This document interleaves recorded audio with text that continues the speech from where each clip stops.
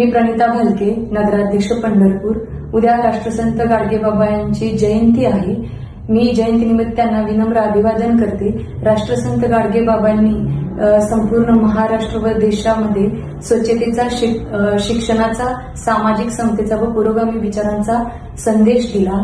त्यांचा विचार आपलं जगणं सुंदर करतो, त्यामुळे त्यांच्या विचारांवर चालणं गरजेचं आहे। म्हणून उद्या त्यांच्या जयंतीचं औचित्य साधून ज्या गाडगेबाबांनी आयुष्यभर रस्ते साफ केले, गावे साफ केली, प्रबोधन करून लोकांची मन स्वच्छ करण्याचं काम केलं, त्या गाडगेबाबांच्या जयंतीनिमित्त उद्या महास्वच्छता अभियान आपण राबवण्याचा निर्णय घेतलेला आहे।